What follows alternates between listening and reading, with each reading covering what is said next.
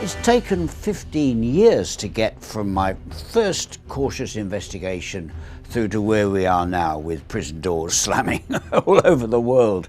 But I never lost any faith in the story. I knew they were corrupt. I knew that FIFA was a bunch of scoundrels. And so you go on investigating, you make sources, you get documents. And then one day I got a phone call. Would I come and meet some gentlemen in London? Yes. There, in the room, waiting for me, were two agents from the FBI.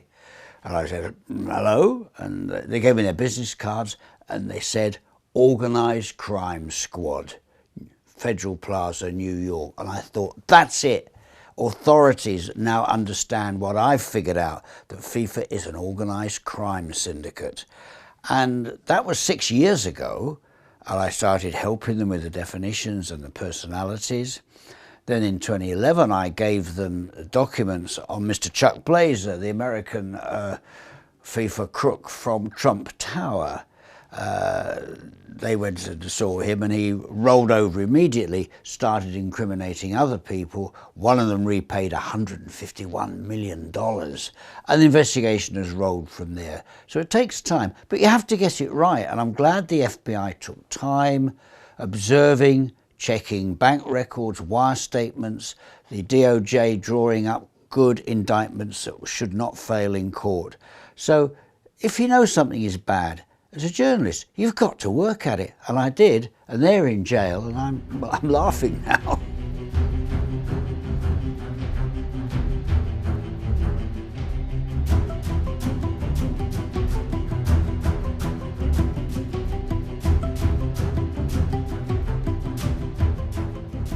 It didn't take me too long to realise that FIFA's leadership ran an organised crime syndicate. I'd learnt my trade in Palermo with the guys with the guns. FIFA don't have guns, they don't shoot you, they shut you out. And what I realised was that you had the all-powerful boss, first of all the Brazilian Joao Havelange, and then his successor Sepp Blatter, who'd been trained up by Havelange, and you had a little group, the leadership group, who were never open to any scrutiny. I mean, we still, as I speak, don't know how much Sepp Blatter pays himself. What does he pay himself in salary, bonuses, per diems, all kinds of interesting little payments? We don't know. And that is really because the sports press never stood on his feet and said, I'm asking you again, how much do you pay yourself with the fans' money? So they got to a stage of utter self-confidence. There was this nuisance of a British reporter who kept saying, do you take bribes? Oh, push him away, you know, and talk about how wonderful they were. So it went on and on and on. But, you know, remember your mother told you, if you do bad things, you will get caught one day. And I knew we'd get them one day. Oh, on fair evidence, good evidence. Hello, here was the Department of Justice and the FBI saying, move aside, Andrew, we take over now. Yes, I'm very pleased to move aside.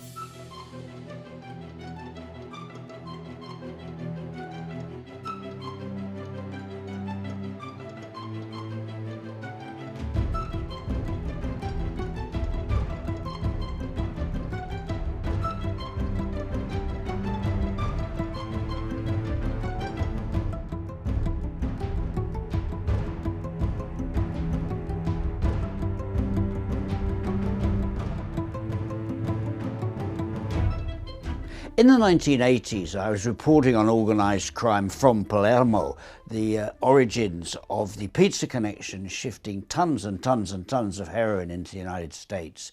And I came nose to nose with some very large people who said, hey, you know, film here. And I thought, I'm outnumbered, I don't want to film here. We finished the film, we transmitted it, and then I studied the definitions of organised crime. And when I came to look at FIFA, the definition just hung over them. And what I discovered was very simple, really. Sport generates massive passion. That passion generates massive amounts of money. At FIFA, it's not regulated, there's no scrutiny, there is a void that is filled by organised crime. And organised crime moved in, milked it, controlled it, and thank goodness for the FBI.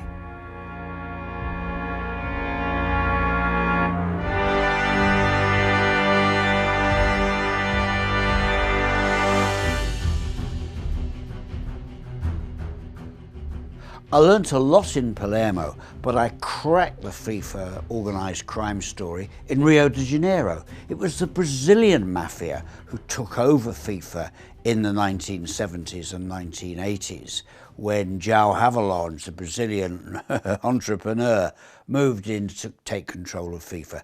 He'd been taught about organised crime by one of the biggest gangsters, a man who ran the numbers rackets, the slots and the white powder in Rio.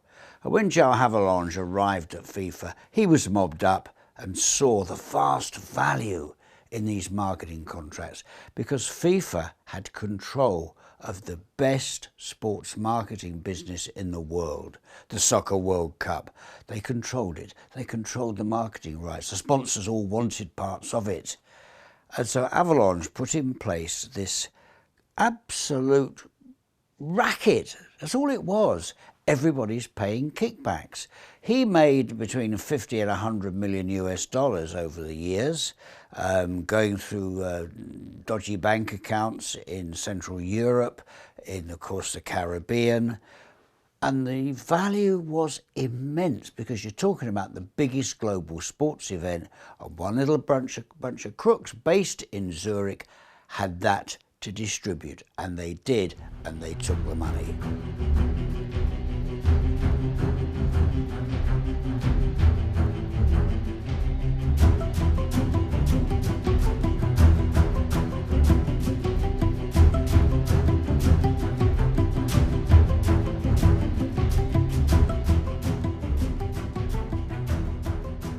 The crooks controlling FIFA got away with it for so long because there was no real scrutiny.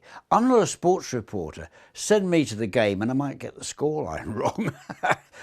I'm an investigative reporter. I want the documents. I want the sources. And FIFA was covered by sports reporters whose skill was Smith crossed the ball into the penalty area and Jones headed it in. Now, they've never been taught to get the documents, to get the sources, to get inside the organisation, because there's always good people inside a corrupt organisation who will help you. But it took a long time building those sources, making them feel safe that I would never, ever reveal their identity. And the way I did it, the way I broke through, was early on in 2002, I went to one of President Blatter's press conferences in Zurich. And I thought, it's time to stir things up a bit. And lining the auditorium were FIFA officials, the Blazers, all with their badges on, FIFA badges, and looking like robots because the boss could fire them at any time. And I went there to send messages to them. So Blatter did his yap, yap, yap at the beginning about how wonderful he was, how wonderful FIFA was, and they were just doing brilliantly.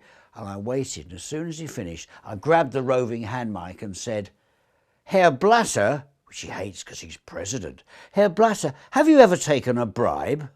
Oh, absolute pandemonium. Nobody ever asked that question. They always asked him who was going to get the World Cup next. He was absolutely knocked back by this and sort of stumbled. I have never taken a bribe. Next day in the London newspapers was the headline, Blatter denies taking bribes. I'd got these bribes onto the agenda, the media agenda, and the officials in Zurich realised that here was a fellow, came to their press conference, who'd crossed the street for a fight. Herr Blatter, not impressed. And that was what got me inside, because the good people saw that I was prepared. Right, I'm coming for you, Herr Blatter. I know you're a crook. So I've got a radio scanner on my head, sending messages all around the auditorium. I'm here, I'm the boy, give me the documents. 6 weeks later, I was standing at midnight in Zurich, down on the quay by the lake, waiting, and suddenly a door opened, I got pulled in, and the good guys were there waiting for me, with armfuls of documents, and it went from there.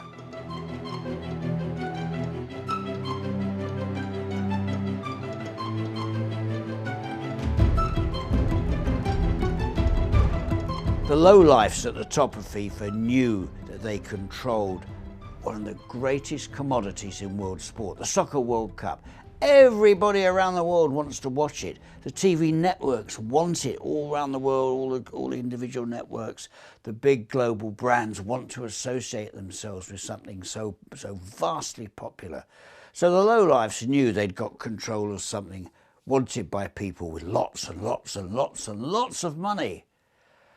Now, the networks didn't pay, Coca-Cola and McDonald's didn't pay. What was done was that FIFA gave the marketing rights to agencies to then sell. So the agencies would skim money off the legitimate payments from sponsors and TV networks and divide it up with the FIFA lowlifes, giving them very big kickbacks from their percentage cuts of what came in from TV and marketing. And so what a happy little world. They all smiled at us. They all said, look, it's on television all over the world.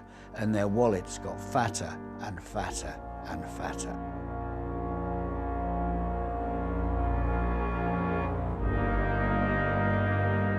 To get this wonderful commodity, the right to screen the World Cup, kickbacks were filched off at one side. The big networks and the sponsors didn't even know about it, I don't think. But they desperately wanted it. The TV companies wanted it because they could sell fantastic advertising. The global brands wanted it because they wanted to advertise alongside the world's most popular sport. So that was a marriage made in heaven. Down in hell, the FIFA lowlifes were taking their massive skims, and we are talking about hundreds of millions of dollars over the years, thieved from the sport. So when you see pictures from around the world of kids barefoot playing soccer, know that they could have had boots, they could have had showers, they could have had good uniforms, they could have had good pitches, but the thieves running FIFA took the money for themselves.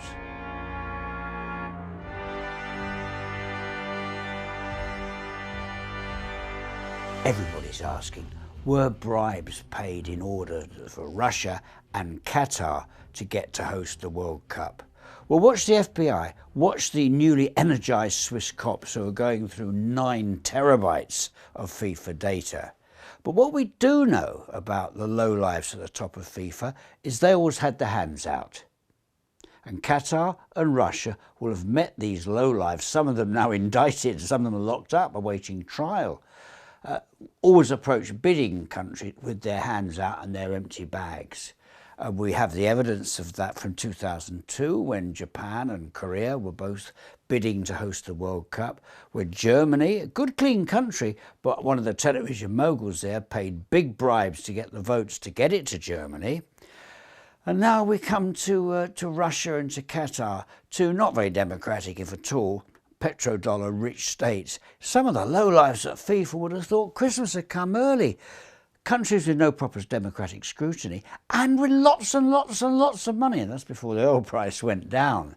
And of course Mr. Putin and the sheikhs of the Gulf would have been approached. You won the World Cup, business can be done. And anybody who knows FIFA knows that you have to pay to play. America bid and didn't get it. Why? America didn't pay. England bid. They don't pay. They didn't get it. Russia and Qatar got it. And let's remember with Qatar, the FIFA lowlifes gave the Soccer World Cup to a stretch of broiling sand. You couldn't play there. The players would have died. They're having stakeholder meetings where they move it to the winter, where soccer in Europe will be vastly affected. I don't think it'll ever be in Qatar, but let's wait and see. But it's not just people offering bribes, it's bribes being demanded. And that's the real scandal at FIFA. And let's hope the FBI have got the wire transactions, they may have some telephone calls. The Swiss police may well have the documents now from their raid on FIFA headquarters in Zurich. Let's just hope that we get the evidence and that the bad guys discover what it's really like inside Sing Sing and Attica. If you want to host the World Cup, you've got to pay to play.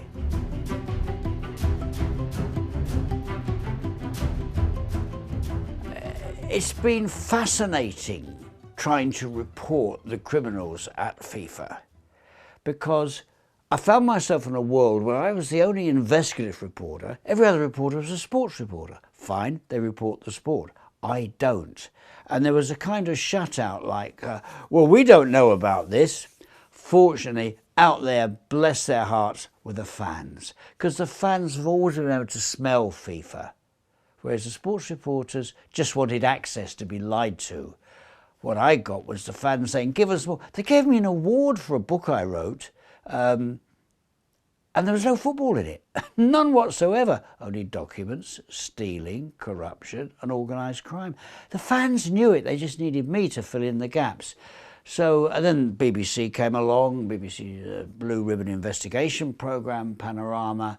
They gave me the space to start seriously filming these lowlifes. So it's taken the press a very long time to catch up. Television is here now, and the fans, thank you fans, made it possible for me to feed the kids and put shoes on their feet.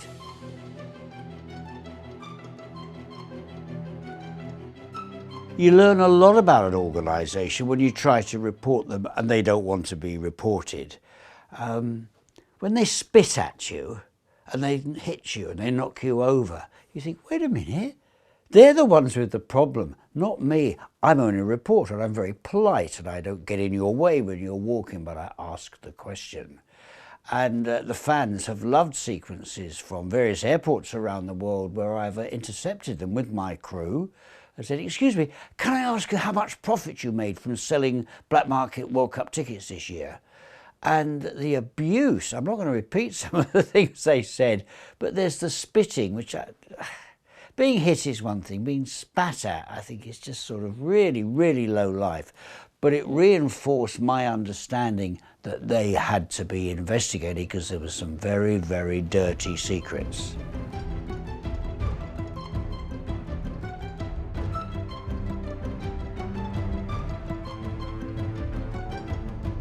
I knew I was doing the right thing after I'd published about 3 stories in a London newspaper. I got legal threats. They wouldn't talk to me, Herr Blatter banned me from his press conferences, and they sent me lawyers' letters, which are in the way very posh English lawyers talk. You have failed to live up to accepted standards of good journalism. When they say that, you know you've got them. You know you're doing the right thing. And all kinds of threats to sue, a few days to retract, or there's going to be massive penalties, and they don't answer the questions. So straight away the legal threats went on for about 2 years. I haven't had any for about 10 years. They gave up. I think the lawyers were taking them for a ride. We'll sort Jennings out. We'll send him a really pompous letter that will frighten him. You know, and you wallpaper the walls with them.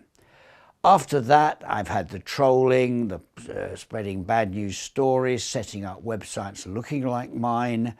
And even now, I still get the email hits.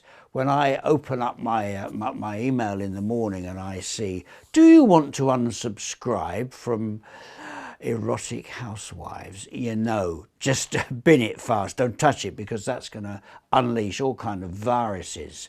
You've got all kinds of pretty girls want you to join them on these LinkedIn, other kind of sites. They create CNN and BBC bogus website. How the British government funds ISIS. Well, you know that's nonsense. Don't click, bin it. And I've mentioned some of this to Swiss police, and I think as they go through FIFA's documents and financial payments, we may find some very interesting things. What they don't do is don't use violence, because they're just white-collar criminals. Fortunately, I hope, they don't know how to find someone who could do me physical harm. I know how to protect my computers, and we press on with the investigations.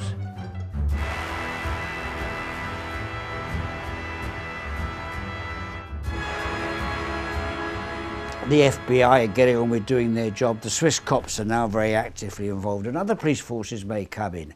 Meanwhile, what do we do about FIFA?